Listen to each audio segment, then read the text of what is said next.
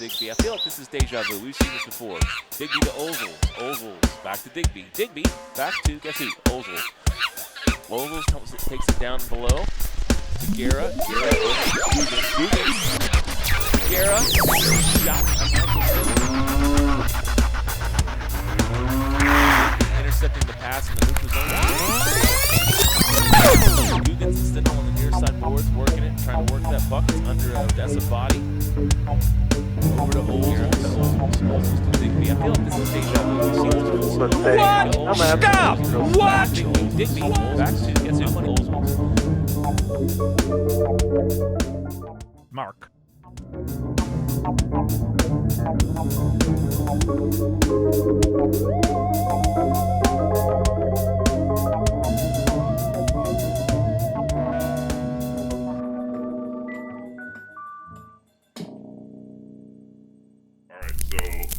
Ready, Sam? 3, 2. Gloves off, episode 14. Chad Seward joined with a little coach's corner today.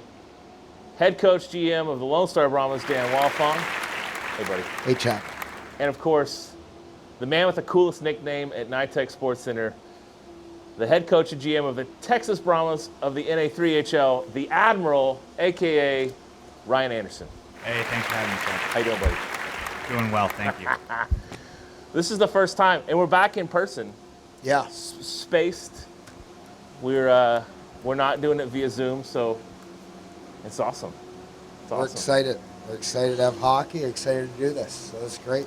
Well, we want to start and kind of look at where the teams are right now. So for the Admiral, as the Zamboni rolls by and I speak up, for the Admiral, you're sitting in first place. Yeah, we just had a big win last night against Mid-City, 6-0 at home, and we're sitting in first, but there's 2 or 3 really good teams chasing us, and it's going to be a dogfight here to the finish. And for Fonger and Lone Star, we're just under first place, but we can correct that. Yeah. How do you feel about where we're sitting? We're learning. Like, we got a lot of new guys in lately, and I think for us to be successful, we got to play together, and I don't think we're all on the same page right now. And as you've seen in football, you gotta, the team that won it all, they peaked at the right time, and we just got to peak at the right time. It's about having a good finish to the season here, but we got to make sure we're rolling when we get into playoffs. Well, that's a perfect segue because I wanted to talk about the finish of last season, which of course didn't ever happen. So the question is to both of you, how do you keep your guys motivated when you have a season cut short by something like the pandemic? You're both steamrolling your divisions at the end of last year in March when we had to shut things down. How have you kept guys going for 12 months to keep them hungry for the playoffs? It's like everything else. I think hope. We needed hope for. It was a tough, obviously, thing that happened, and things are going to happen. COVID, no one expected that to ever happen, that we'd be done with the season. Last game in Shreveport, we thought obviously we were going to get some playoffs, we were going to get rolling here, and we were going to have a great finish to the season, but it ended short, and we now are into the next season. Nothing we can do about it. The guys that moved on to college, they did a hell of a job for us when they were here, and now we got some new guys in, and we got to get going with those guys and trying to win a championship. That's what. And they're trying to get where they're trying to get is a scholarship to Division I. And at the end of the day, everyone's just trying to keep moving on from COVID and just keep playing hockey and keep moving on with their lives. Same for you? I think for our guys, it's been a huge motivating factor. They really felt like, yeah, the circumstances weren't perfect, but they do feel like they had an opportunity stolen from them. And it was a huge motivating factor for them throughout the offseason and making sure that they were training and making sure that this year that opportunity and chance didn't slip through their fingers. And we've been dialed in from day one. We have a lot of returners off of last year's team. We only aged out 5 guys last year, and our team made a promise to them that we would do what's right by them at the end of the year here.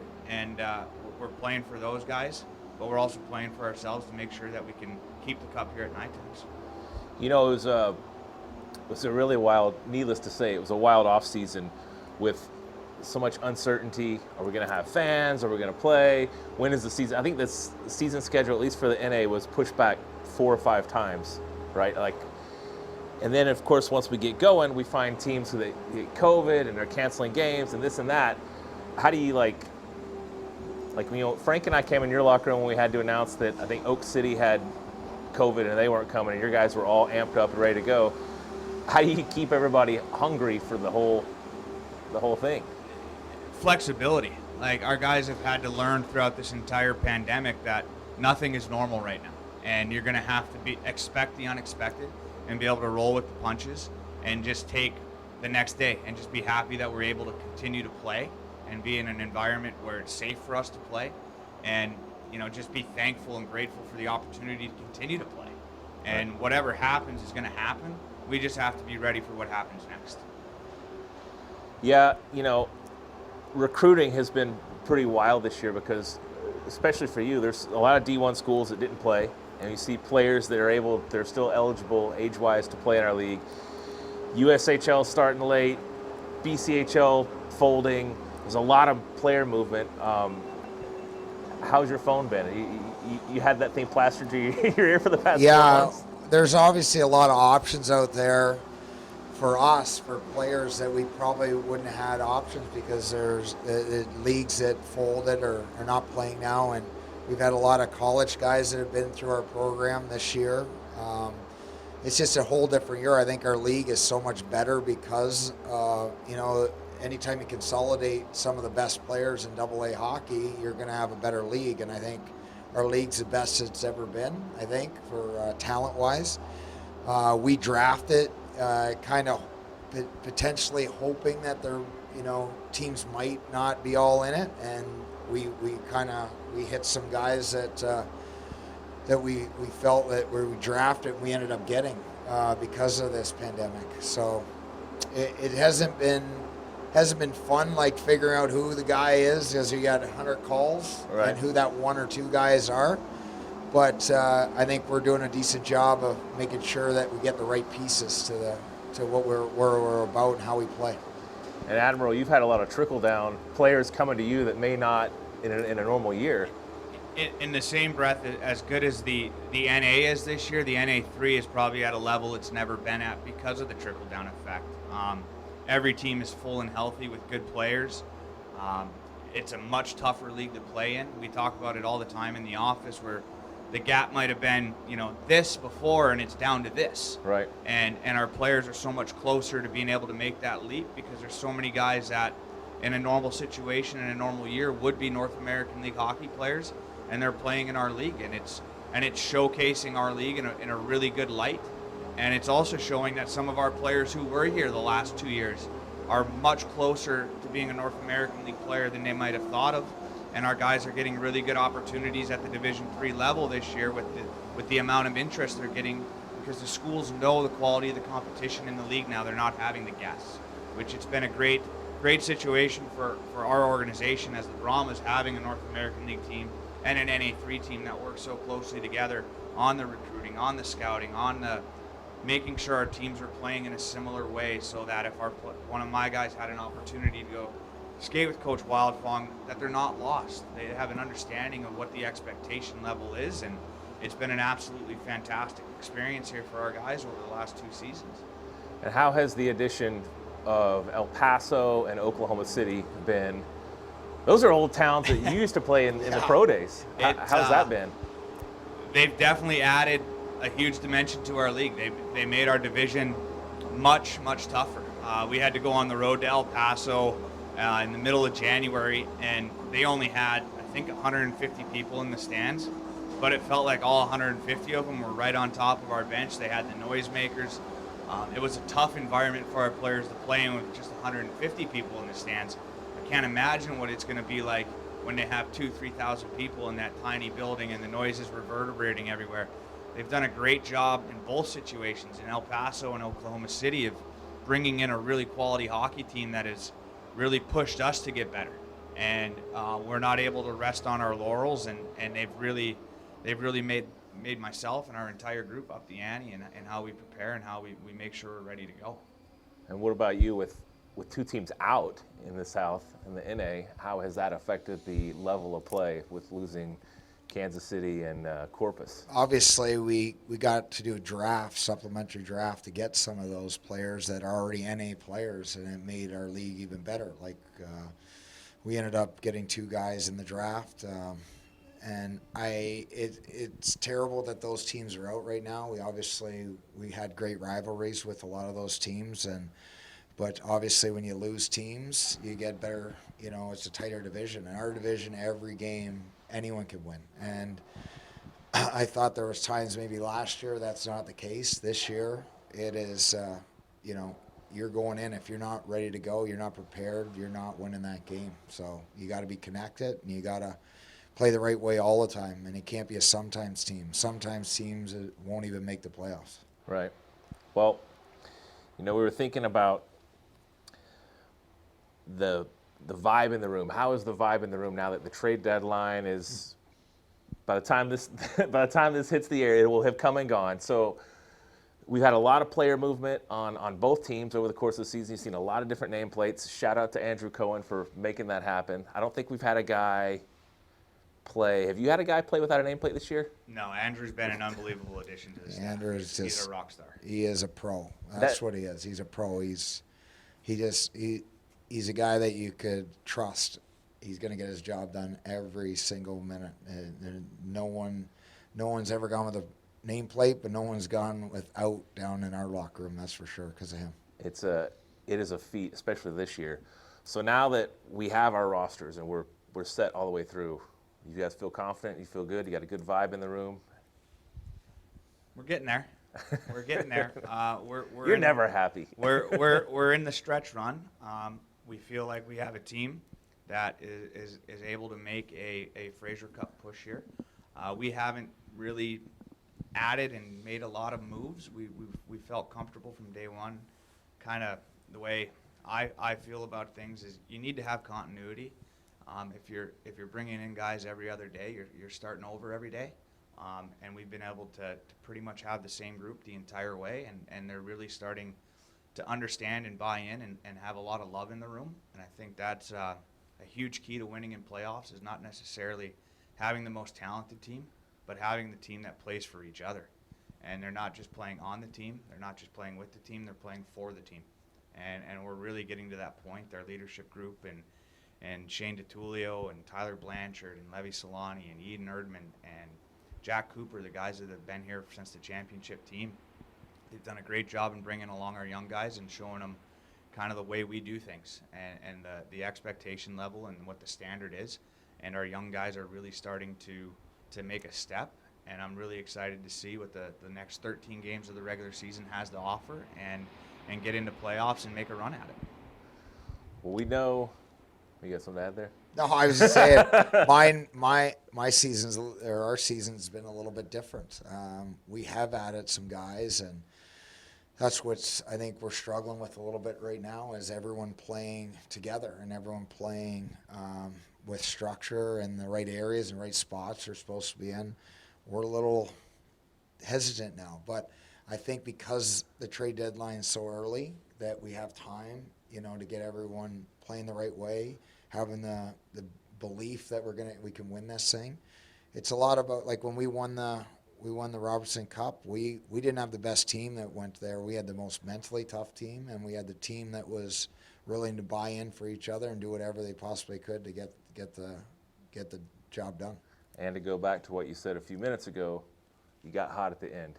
Got hot. Well, same thing for you with the Fraser Cup. Absolutely. 8-0 in the playoffs. Absolutely. We rode 2 hot goaltenders and found a way to get it done. Well, these guys, every time you see them on camera, it's always serious hockey stuff. So we're all golfers here. Yeah. Or we call ourselves golfers. Admiral, what would your dream foursome be? And what course? So my dream foursome, I'd want my dad to be involved. My dad would definitely be playing. I grew up in the era of Tiger Woods becoming the big thing, but I was always a David Duval fan. I liked the kind of the way he went about his business. Wavy golf swing. And when he was at the top of his game, man, could he strike it? Yep. as a big deadhead, I'd want Jerry Garcia to be playing there. I think that would be a really good time. The music would be good in the golf carts, that's for sure. And then, that would pretty much be it. Me, my dad, David Duval, and Jerry Garcia. I think that's quite an eclectic group. That is an eclectic crew. What about you, Fong? I'll just take the next question. What's the Next question. Oh, you're going to love the next question. Yeah. Trust me. I would do this. I would take Ben Hogan Ben Hogan. and me to represent Texas against Tiger and Phil for California. We'd probably get our asses kicked, but because of me. But what course, though? Oh, I would say home turf advantage, Colonial. So Nice. I would want to play my dream foursome. Obviously, I was lucky enough to go to the Masters on a Wednesday for the practice round. I would have to play it at Augusta National. I would have to. It's just a different, when you walk on the grounds, it just feels different. You think they'd allow Jerry in there to like walk around barefoot, play barefoot golf? He's Jerry Garcia. We're not playing this in the real world, right? We're playing this in Fantasyland. Of course they're going to let him in. All right, so Fonger passed to the next question, which in the previous 13 episodes, we've asked, I think, 10 of the guests, what's the biggest monkey you could take in a fair fight? Now, you were a fighter in your day, 2,000 plus penalty minutes.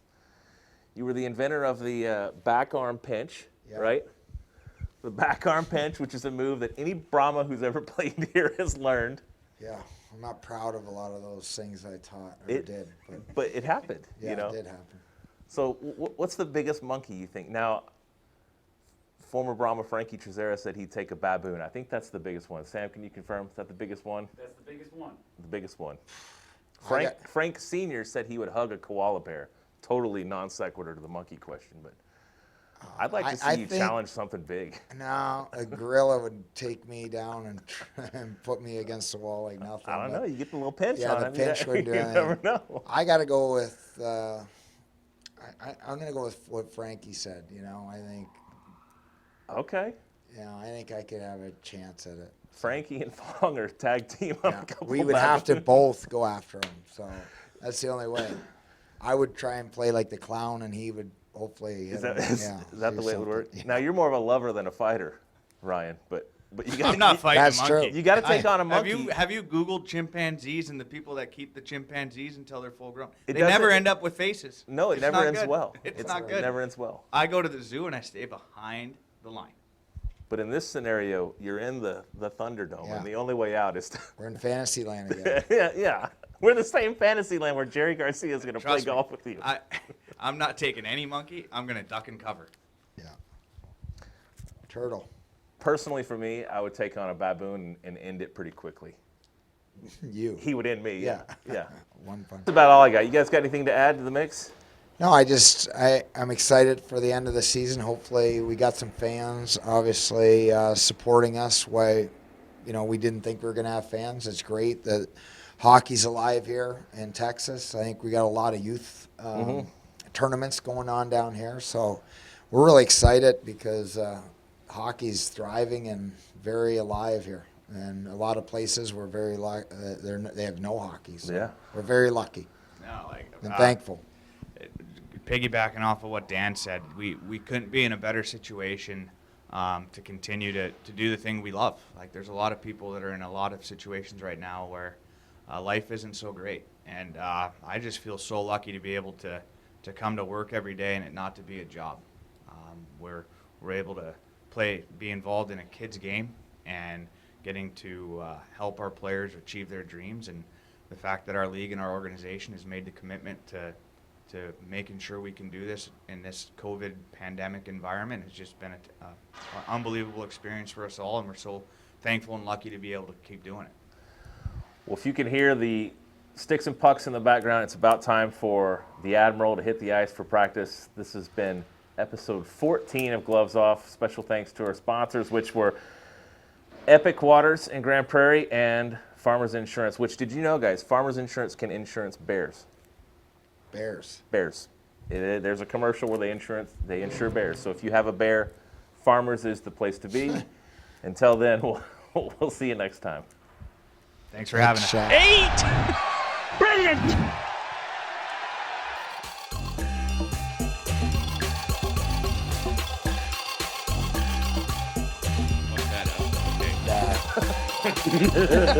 And take two. Go. And he bummed a cigarette.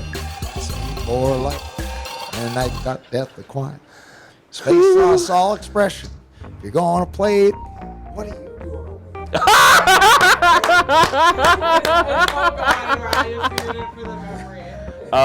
That's a really impressive Kenny Rogers. Yeah. It is. Buddy, It's I know actually- it all. The Lone Star Brahmas media team. I am not Chad Stewart. Said I am Graham Burke, and I am the goal.